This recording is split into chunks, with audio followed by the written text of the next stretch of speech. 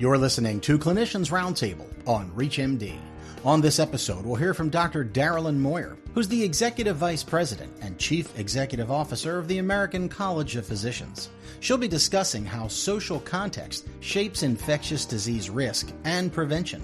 Here's Dr. Moyer now. I think that context matters. I'm a doctor now for 40 years. I've dealt with patient populations that have been quite skeptical of the healthcare environment, not because of old studies that happened, but because of their lived experience with healthcare. And context truly matters. The context of where you're living, what area you're living, and who you're living with and who you might impact matters.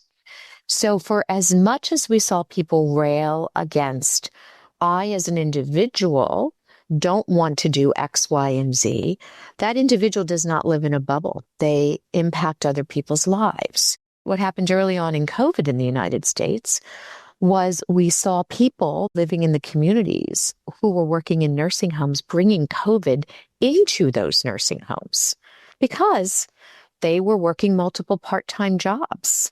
They could not afford to stay home from work because they had no sick days. They may not have even had health insurance.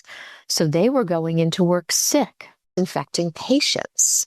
And so the same thing happens in communities, in families. You may be living in a multi-generational family. Maybe you're a young and healthy person, but what happens when you're in contact with an immunocompromised or a person that's aged in your family whose immune system is not as good as yours? We need to understand where this person is coming from, where their lived experience with healthcare has been, and the context of who they are, who they're living with, who they're personally with in their environment, what their professional domain is, etc. And especially with infectious diseases, which have no boundaries, doesn't follow state lines or country lines, especially now in the globalization of our world. We live in this brave new world where there is potential for incredible transmission of highly infectious pathogens, like we saw with COVID-19 spreading rapidly.